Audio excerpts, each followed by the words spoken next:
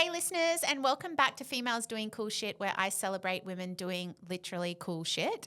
I love that I'm dropping shit when I'm with Crystal today. This is so good. God, What a giggle. I love that so much. We are episode 13, and I am bringing to you my beautiful dear friend Crystal from NaRuby.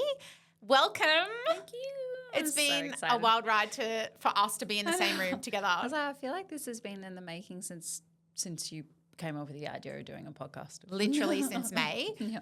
We are both extremely busy, and to try and find a day where it just suited, even for you this morning, having to move clients around and everything to be here. So I just appreciate your time and energy that you bring to this space, because I love being in your energy all the time whenever we connect. So welcome to the podcast. Thank you. I'm so excited. I feel like my listeners, a lot of them are women, and they're women in business. And I feel like your story is one that needs to be shared, purely because we know with our ancestors and generations after generation, we learn best by listening and hearing stories from people who have walked the walk and talked the talk. And there are a lot of women that listen to this podcast who are starting their own business, who are fresh into it. And I just feel like you and your energy is what this community is all about. So I would love for you to share your story and tell us a little bit about you and who you are, also to outside of work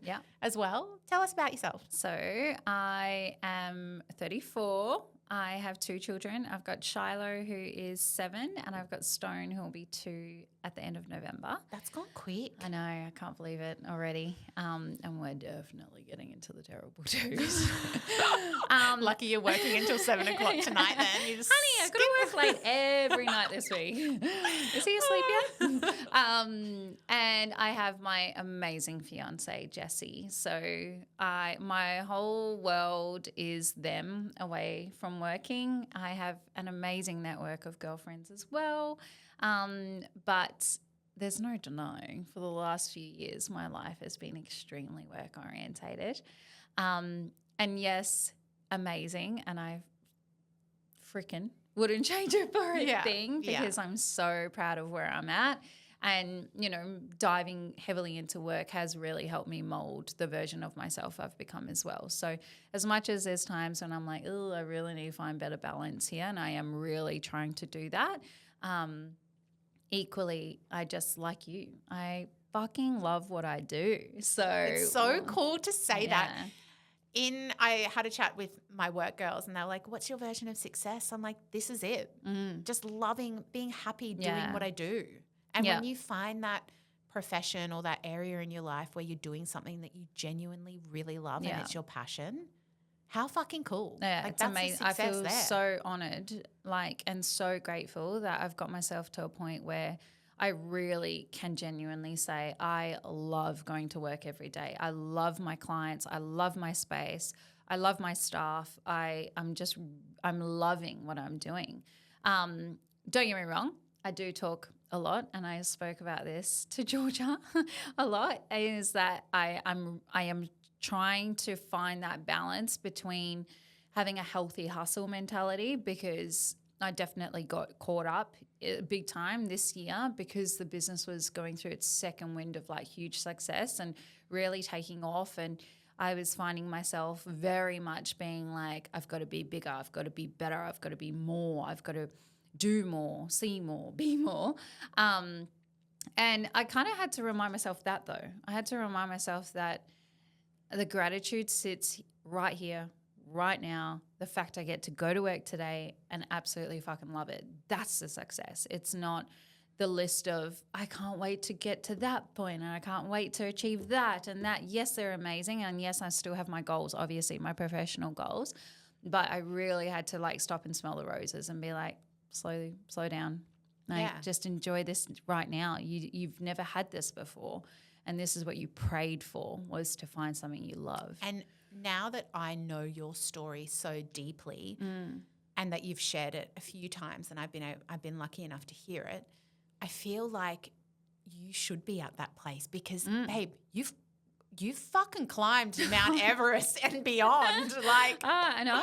And it's so crazy, it's only it's taken me up until now to really sit back. And honestly, I kid you not, doing these events that I've done this month and even our podcast, that was the wake-up call I needed. And I spoke about this at your event, the Females Doing Cool Shit. I was like, what a beautiful journey for me to actually tap back into where I came from, because it's a trauma response to just cut it off. And yes, obviously my everyday and like the work that I do, I'm tapping back into elements of that time. But to actually physically go through my phone, go to images, especially images that are your biggest trigger of what was happening at the time, I needed it so bad, because I needed that reality check of like, fuck, look what I've done. You have done a lot. Yeah. And Iron Woman, literally. I honestly, I recommend it to anyone. Like if you're questioning your success and questioning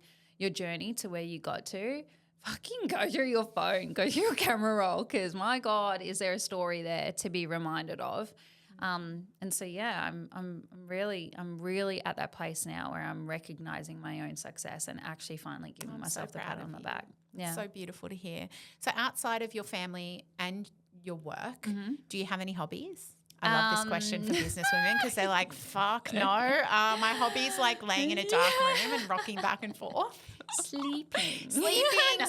Actually, same. Oh my God. Sleep is such an important priority. To be honest with you, I actually only feel like I'm getting to reinvent that side of myself now. So I have a severe back injury, as you know, and I've been suffering this for 17 years, a byproduct of it. And especially since having my son, it's actually got to a point where it was debilitating. I've had 8 hospitalizations. Like there's just been a lot happening with my back.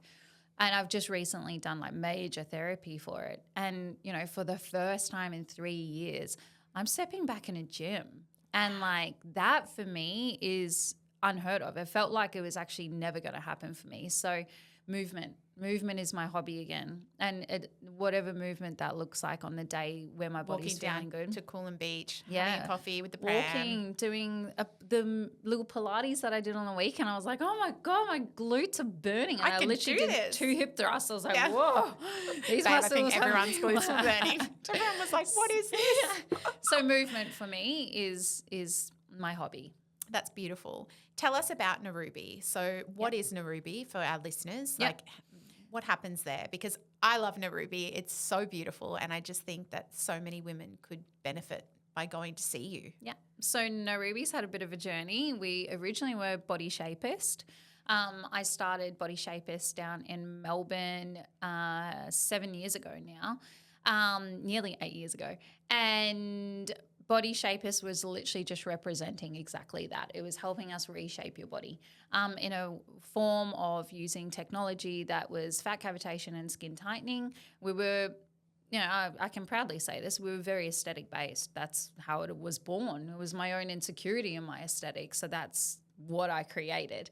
But over the years, it has well and truly transitioned. My deep passion for internal health and well-being changed a lot over the years, and it really reinvented the wheel on how and what I wanted to represent within my brand. So I had a rebrand exactly 1 year ago this month, and we became NaRuby. So NaRuby means inside out. So our name is NaRuby Wellness hyphenated inside out.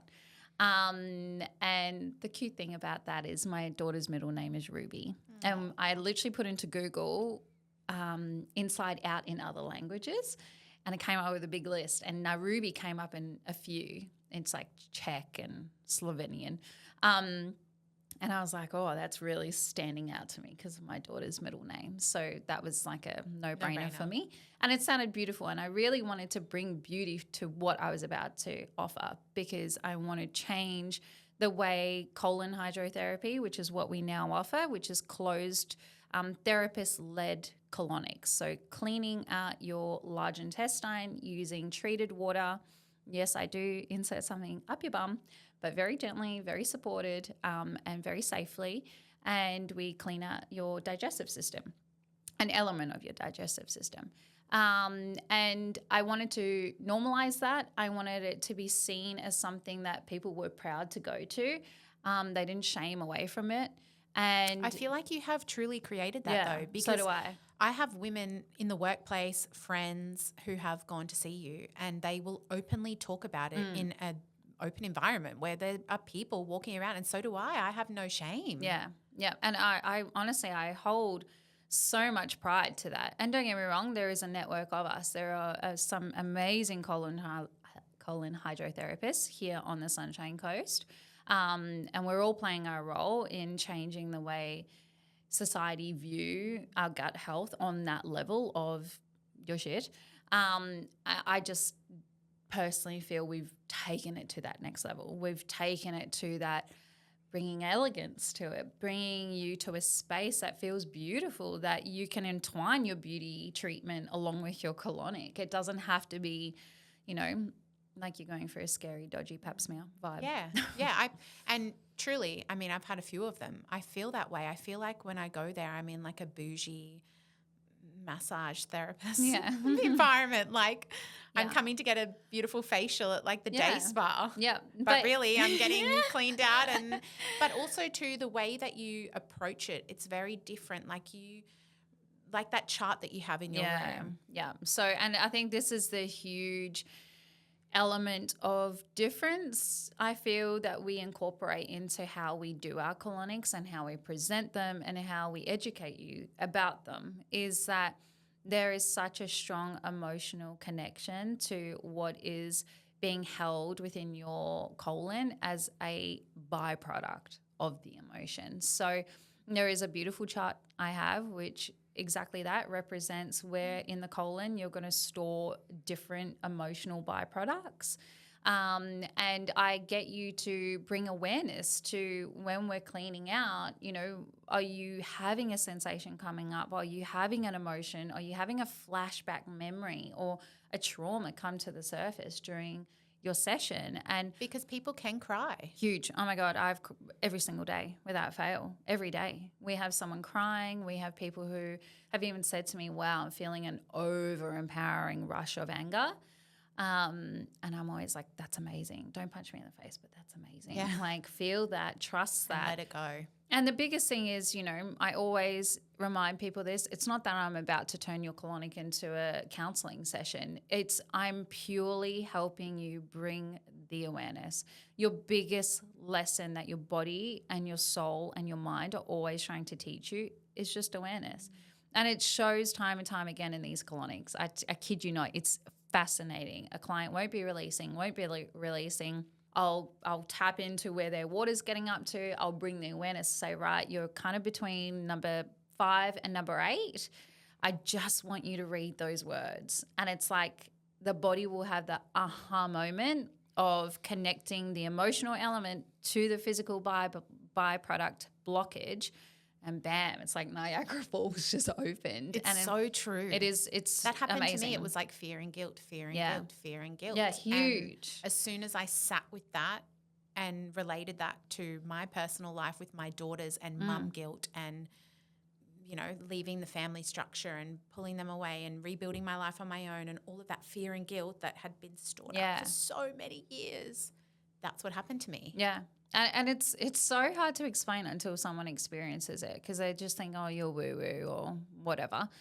And then I get the client and men and women and I'll explain it to them and then bam, they're like, oh my God, that was literally, I read that word or I thought about my mom or I just had this random flashback. And I'm like, trust it. Trust. All you have to do is trust. And, a big part of colonics as well, and where I really pride myself is I really use that time and space to get you to reconnect back to you, especially with our gut. When men and women, God, men are so disconnected, but women, when our gut isn't working in our favor, when we're constantly getting bloated, when we constantly feel nauseous, or we've got endo, or we've got PCOS, or whatever it might be, we're going through menopause, you disconnect to that because you're almost living in this, fuck you. You annoy me, you don't reward me, I'm doing the good by you, you're not doing the good by me. And the first thing to do is emotionally disconnect to it. Little do we know and remember that this is our emotional brain. This is what's going to hold that frequency. This is what's going to hold the byproduct of everything that you're feeling, thinking, seeing, breathing, everything. So it's really getting people to connect back. I want you to feel what trapped gas feels like. I want you to feel the over toxicity that comes to that doorway when we're moving, a big liver dump. I want you to feel how gross that feels, because it's going to get you to reconnect back to you and be like, I need to get this out. This is toxicity that is just sitting within me. And no wonder I don't feel well. No wonder I'm not, I'm having brain fog. I'm having poor energy. I'm a fire-breathing dragon all throughout the day. And this is a big element of what I'm explaining to people during their colonics. And yeah, I feel like I've never felt more clarity in my life than after a colonic. I felt a little bit sick sometimes, and I know you said that's normal, like a bit flu-ish, like flu symptoms, but they were gone within a day or two. So it's usually bang on 2 days. And it is, I'm opening up the biggest lymph node in your system. I'm opening the doorway, and every cue in your body, every organ, every lymph node is going to get the cue that it's just created space to function in a better way. Therefore, it's going to start switching on and pumping. So the flu-like symptom is it's usually toxicity, but also your lymphatic system switching on and your inflammation that is naturally sitting around your face over time.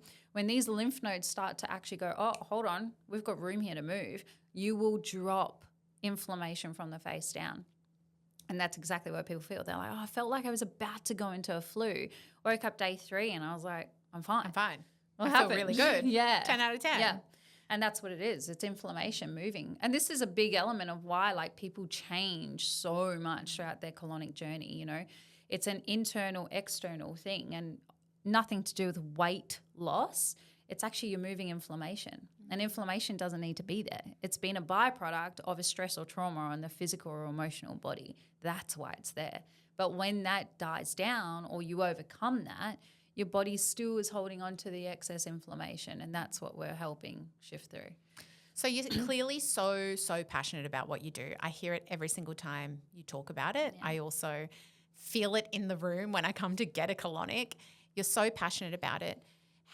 And you're at this place where, your business is successful. Yeah. You're at a place where, I went on to book a colonic before I fly out to Bali on Friday. Can I book in a colonic with you? No, because everybody is obsessed with you and loves you so much. Yeah. Has it always been like that? Have you had any hard times? I've had hard times, but to be honest, it hasn't been so much like not being busy. Obviously, I have 2 facets to my business. I've got before NaRuby and post NaRuby. Before NaRuby, I definitely had a lot more bumpy roads, 100%. And there's no denying, I firmly believe it's because of the energy I attached to creating that business. It was a very, very different vibe. That business came from survival, pure survival. It was created, born to be able to allow a financial support system for me and my daughter. I had gone through a period where big things happened in my life, big traumas happened, and we were financially in a very stuck position. And she was only 1. So I literally had to frantically think up a way that I could financially create something that could support us, but give me the freedom to have this little baby crawling around the floor while I was performing treatment. So I have found this equipment. I knew it was amazing. I had proof it was amazing. I bit the bullet and I purchased it. So I literally went into that with this has no other option but to work. It will work. I have financially invested a lot of money. $55,000 was my investment with this thing.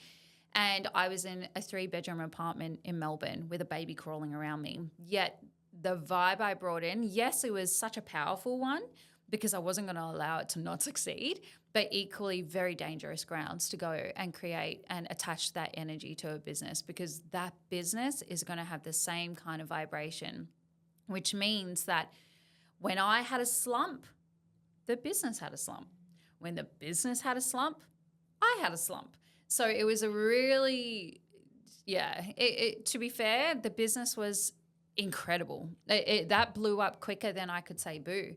my intention was to do literally 2 clients a day. By the end of my 3rd week, I'd done 68 clients, and I was averaging 68 clients. So it was success upon success, growth. But because I was literally learning how to run a business, grow a business, support a business and a child and employ staff, I was learning as I was going, and I made a lot of mistakes, like especially with the staffing element. I made a lot of mistakes. And I think, to be fair, I'm still making a few of those. But that's not a me problem. That's not a me problem. But back then it was a me problem, 100%. And I can proudly say that. I was literally learning as I went. But do you still feel like you're learning as you go? 100%. Yeah. Every single day I'm still learning. Same. There are still elements of my business I'm not good at. Yeah. And I'm finally at a point now where I feel like, because of this change in energy that I have towards the business, it's not my survival mechanism anymore. It's my love. Yeah, it's my passion. It's my, I feel so lucky to do this. It's not I have to do this and I have to have that client. It's I'm so grateful to have you. So there's a very big difference, but I'm still learning every single day. Do you feel more at peace now having NaRuby than you did back then? Yeah, 100%. 100%.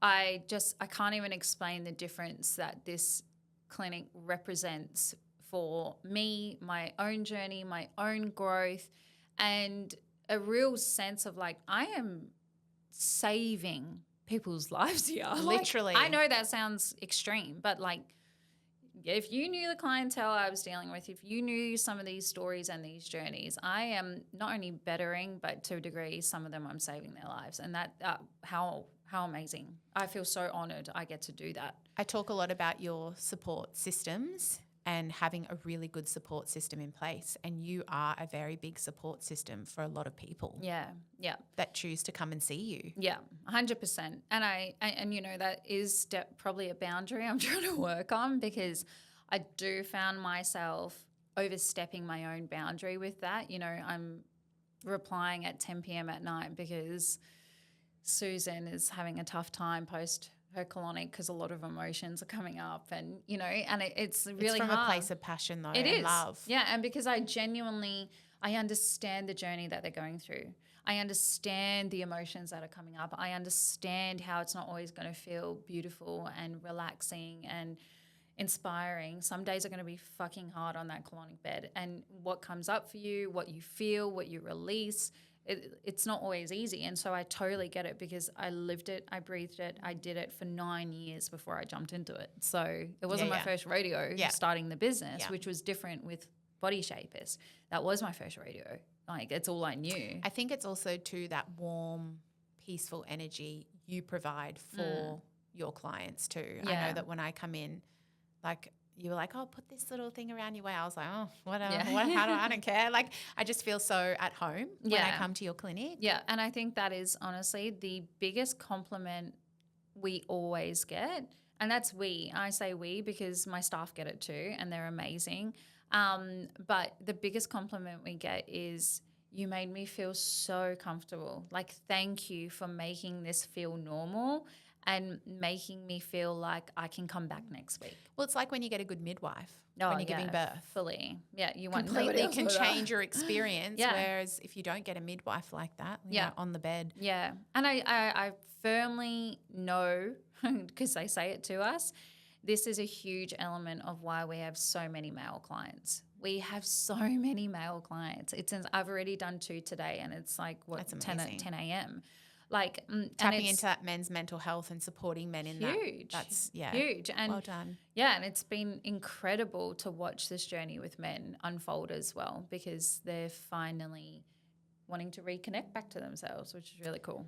Have you had a moment in your business journey that you can really reflect on now and say, that is just the epitome of success for me? Like, that moment for me was a big win.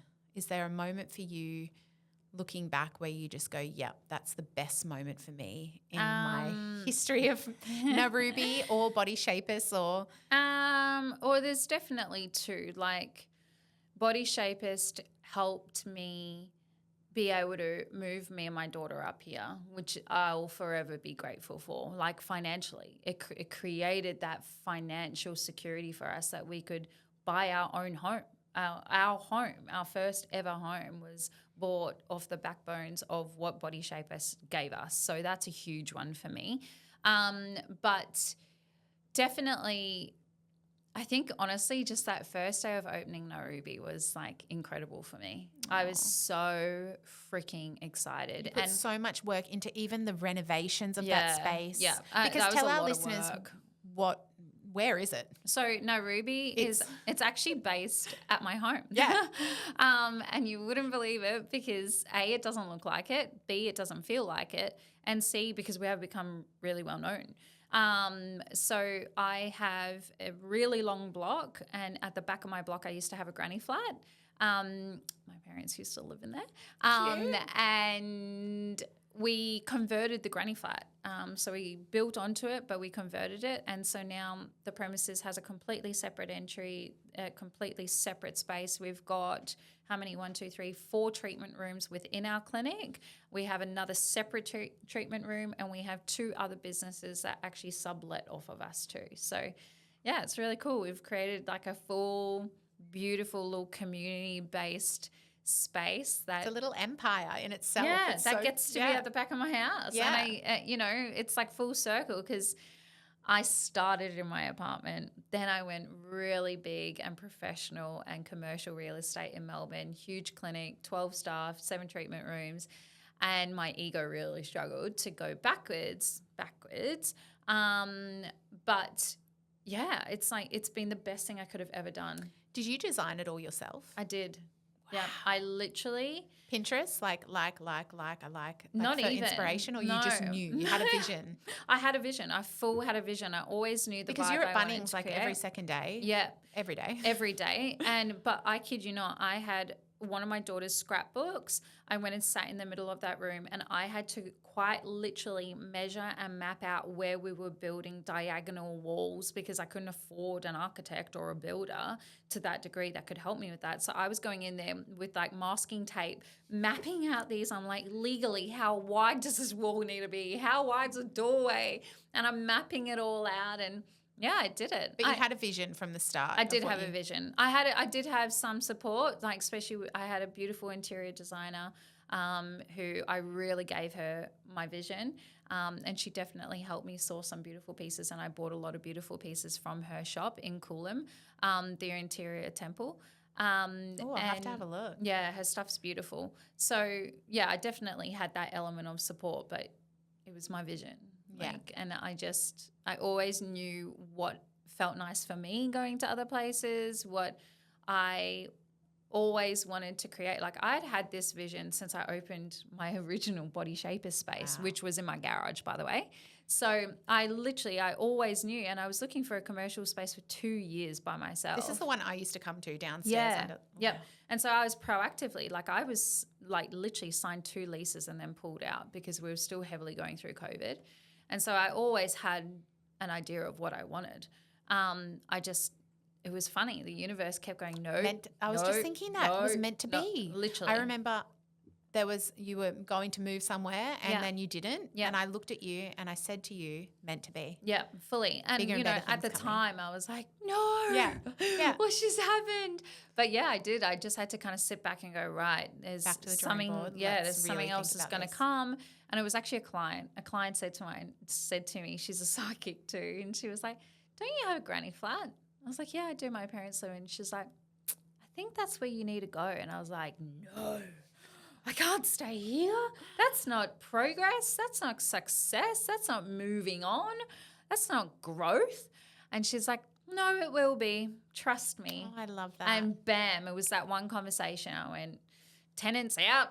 Let's go. Sorry, mum and dad. Yeah, and luckily I'm a very proactive person. So before I knew it, before my partner knew it, I was like, right, honey, this is what's happening. How long did it take you to build and renovate and do all of that? 8 months. Yeah, wow. But you were still working from your garage. We were working from the garage. It was in the peak of that COVID, like coming off the end of COVID, but where builders were non-existent.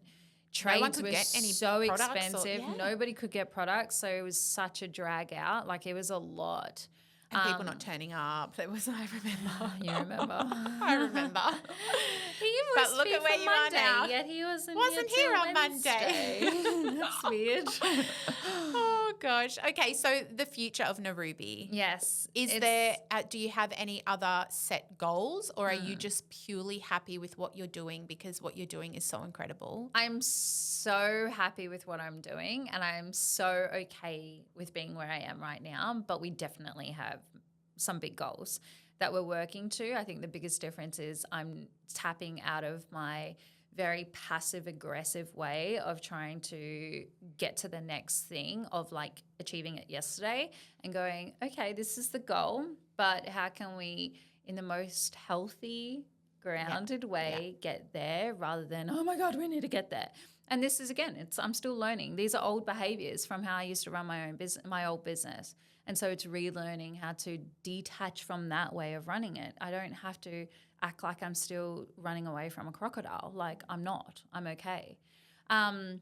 So big thing for us is we're bringing our own supplement range, which is super exciting. Yep. So that's huge. That's been in the works for like a year. And so can people buy it now? Like No, is it not yet. So we're really in the nitty gritty right now.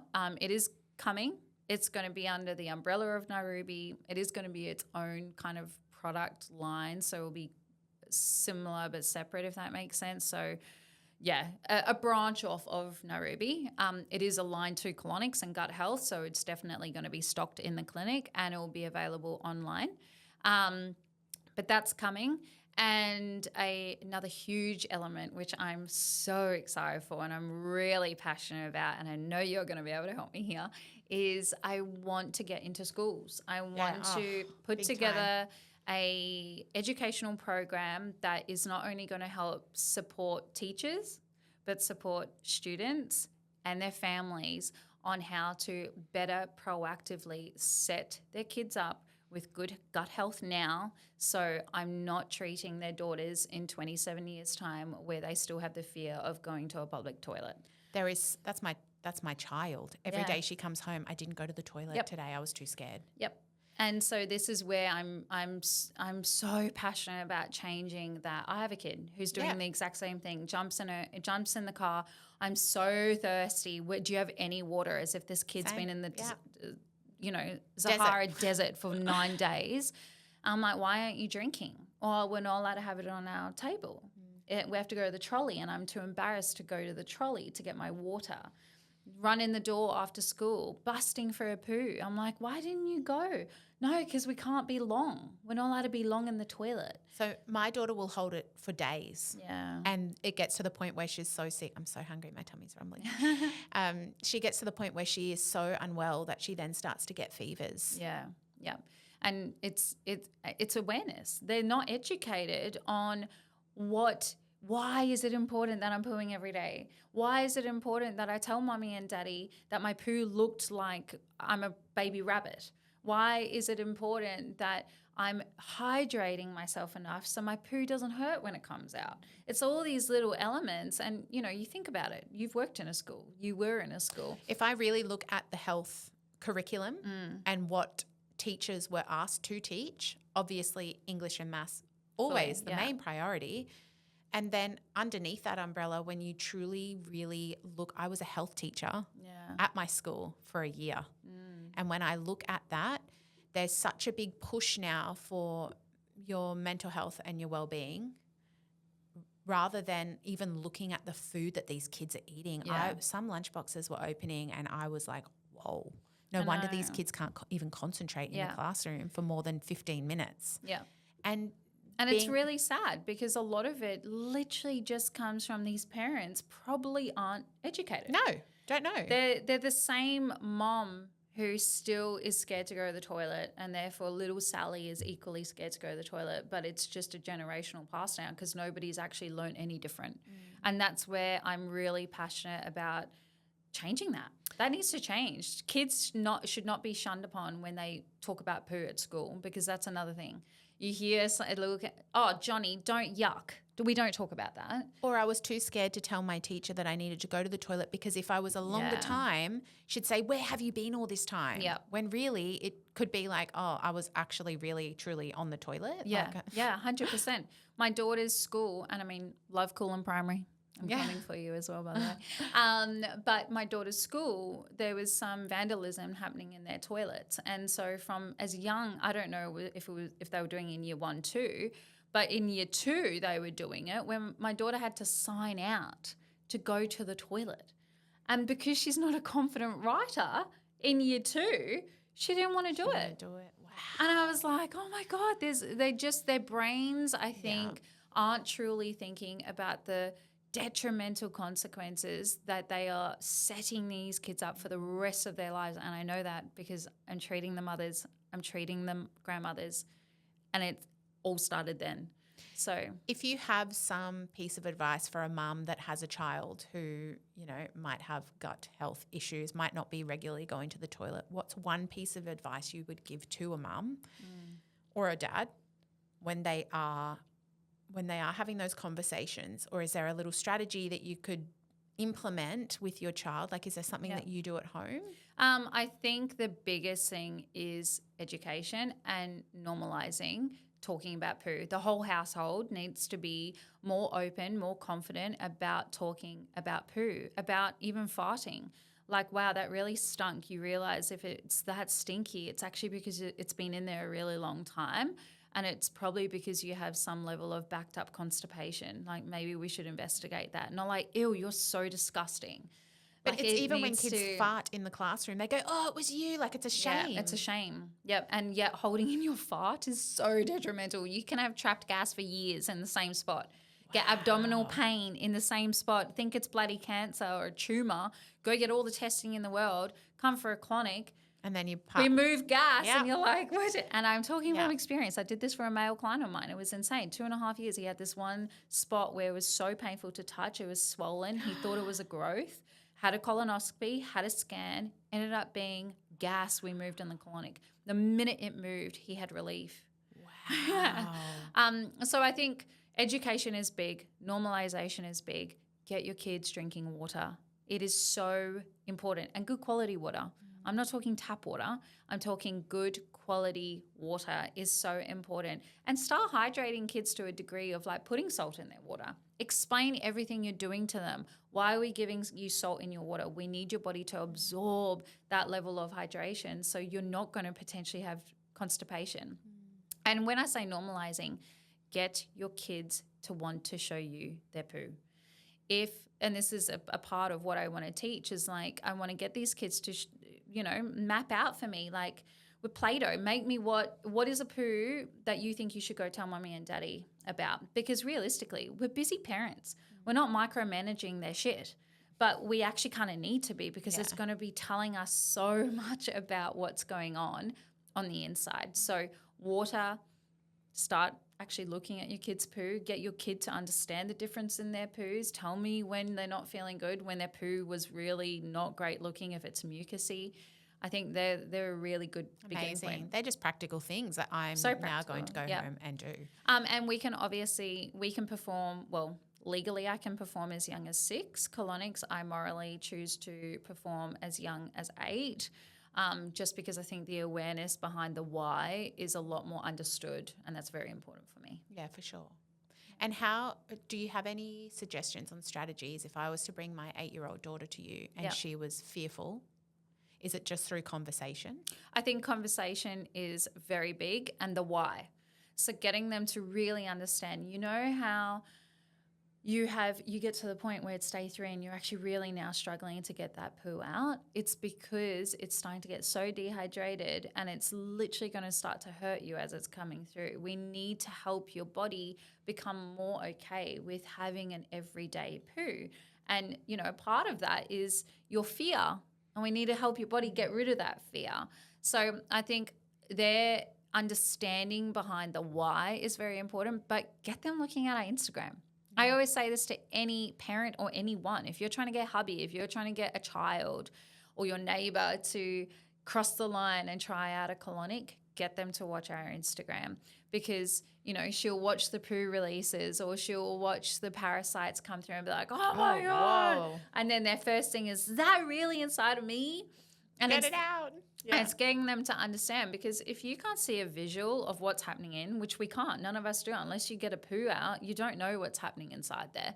But when they get that visual for them, it's like, whoa. Well, on my first colonic, I was like, what? That was inside of me? Yeah, Mind literally. blown. Yep. And I think it's also connection is, you know, when they start to see mine and my staff's faces talking on the Instagram, they realize we're not an old scary nurse that's going to be like, get on the bed. Yeah. You know, we're young, we're very approachable. I'm a mom, I've got a little girl. And I think that's been the biggest difference with getting kids over the line in my salon, is that they feel really comfortable with me and my staff. Yeah, that's amazing. Thank you so much for sharing. No I just think your journey and your story is just incredible. If there was one piece of advice you would leave at the end of this episode with a woman who has started her own business, is there something that you would tell one of our listeners? Yeah. I think I really like to take a little bit of a, you know, note out of my own book in regards to body shapers. As much as, yes, the attachment was wrong, I think there was still so much power in that mindset of, I'm not going to let this fail. And I think that's really important, is like, just give yourself no other option but to make this successful, because there's no denying that is what did it for me. Backing yourself completely. Yeah. And ultimately, and having your own back. Yeah. And I think a big one as well is recognizing your red flags. Recognize the red flag, because the red flag, I'm telling you, is the universe saying, maybe we need a pivot here. Maybe we need a pivot. And if you don't, and I'm talking from experience, if you don't start to recognize the red flag, you're going to be sent the tsunami. Yeah, So, literally. yeah. Thank you for joining us today. problem. You're my Thank last you. guest for 2024. So incredible. Thank you. And thank you to our listeners out there. And I can't wait to bring you my final episode in a fortnight's time with Tiana and Georgia as well. And then I'm going to take a break and I will be back for 2025. Bye. Bye.